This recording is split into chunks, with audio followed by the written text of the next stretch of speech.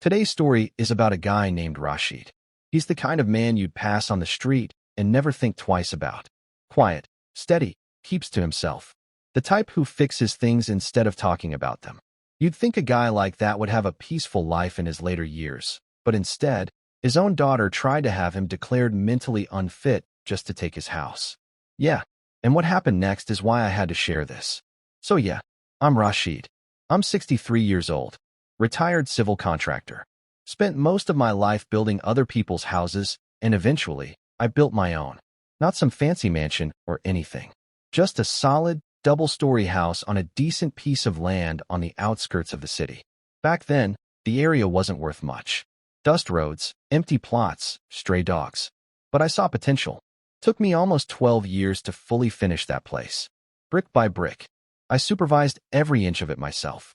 I still remember arguing with the electrician about wiring. Guy wanted to cut corners. I kicked him off the site the same day. That house wasn't just property. It was my life's work. Now, I've got 2 kids. My daughter, Sana, married, lives in the city with her husband Cameron. And my son, Bilal. Let's just say, we haven't always been close. Bilal's the type who struggled a bit. Bad business decisions, wrong crowd at times. Nothing criminal, just messy life choices. We argued a lot over the years. Sana, on the other hand, she was always the responsible one. Good grades, good marriage, polished way of talking. The kind of daughter people praise in front of you like you won the lottery. After my wife passed away about 6 years ago, Sana started visiting more often. At first, I appreciated it. She'd bring groceries, check on me, clean up a bit. I thought, okay, she cares. Looking back now, yeah, I missed a lot of signs. It started small. Little comments. Nothing obvious at first. One day she's like, Abu, you forgot to lock the gate last night. And I'm like, no, I didn't. She just smiles, shakes her head like I'm a child. Another time, Abu, did you take your medicine? You seem forgetful lately. I don't even take regular medication. I remember thinking, that's weird. But I brushed it off. I'm not gonna lie, when you get older, people start treating you differently. You kinda expect it. Then Cameron started showing up more too. That guy always gave me a strange vibe. Too smooth. Too polite. You know those people who smile too much? Yeah, that. One evening, we're sitting in the lounge. Tea's getting cold on the table. Cameron goes, Uncle, have you ever considered making things easier legally? You know, power of attorney, just in case. I looked at him and said, for what? He shrugs. Just in case something happens. Saves trouble later. Here's the thing. At this point, I already knew something felt off. But I didn't have proof of anything yet. So I just said, I'm fine managing my own affairs. He didn't push it, but that look he gave Sana? Yeah, that told me everything. A couple weeks later, Sana calls me. Abu, I booked a doctor's appointment for you. I'm like, why? Just a checkup. General health. Memory tests. You know, standard at your age. That word again. Memory. Now I'm paying attention. I told her I don't need it. She insisted. Pushed hard. Even got emotional. Why are you being stubborn? We're just worried about you. I just sat there like, since when? Anyway, I agreed. But not because I believed her. Because I wanted to see where this was going. We go to the clinic. Private place. Clean. Quiet. Too quiet. Doctor starts asking weird questions. What day is it? Repeat these 3 words. Draw this shape. Basic cognitive tests. I answer everything correctly. Still, I notice something. The doctor keeps glancing at Sana. Not at me. At her. That's when it clicked. This wasn't a checkup. This was an evaluation. And I wasn't the one in control of it. I'm gonna be honest here. That's the moment my gut went from something's off to yeah, they're planning something. After the appointment, Sana says, we'll just wait for the report.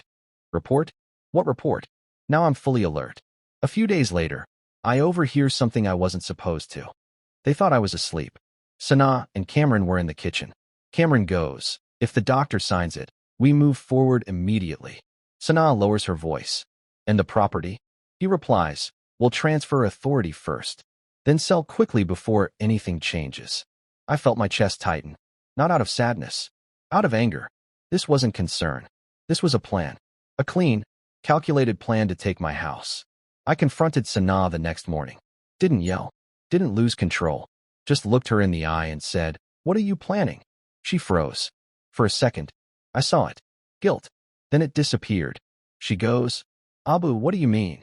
I said, don't lie to me. Cameron steps in. Uncle, you're misunderstanding. I cut him off. No.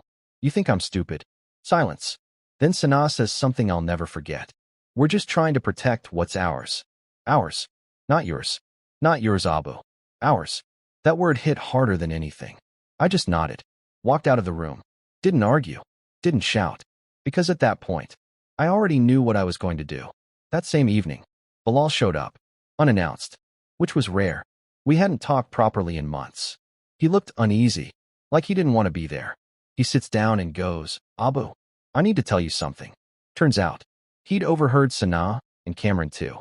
Different conversation. Same plan. Only this time, more detailed. They're trying to get a legal declaration done, he said. They want to prove you're mentally unstable. Then take control of everything. I just stared at him. Then I asked, why are you telling me this? He hesitated. Then said, because it's wrong. Simple as that. No drama. No speech. Just wrong. Here's where things get interesting. I didn't stop them. Yeah, I let them continue. Because I wanted proof. Real proof. I contacted a lawyer quietly. Explained everything. Turns out, what they were trying to do. Illegal. But only if you can prove intent and manipulation. So we set a plan. I played along. Pretended to be forgetful sometimes. Missed small details on purpose. Let them believe it was working. Meanwhile, I gathered everything. Call recordings. Documents. Even got a second medical evaluation done privately. Clean results. No issues. Perfect mental health for my age.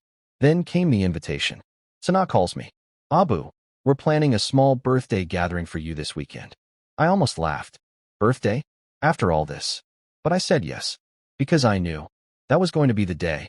At this point, I wasn't even angry anymore. I was just waiting. The house was full that evening. Relatives. Neighbors. A few of Cameron's important contacts. Cake on the table. Smiles everywhere. Fake smiles, but still. Sanaa gives a little speech. Abu has always been a strong man. But lately, we've been concerned about his health. There it is. She continues. We just want to make sure everything is handled responsibly moving forward. I see Cameron holding a folder. Of course. Documents. Right there. In public. That's when I stood up. Calm. No rush. I said, before anything else, I want to show everyone something. Room goes quiet. I take out my phone, connect it to the TV, and press play. Their voices fill the room. Clear. Undeniable. Transfer authority first. Sell quickly. Before anything changes. Silence. Complete silence. You could hear someone breathing across the room. Sanaa's face? Gone pale. Cameron?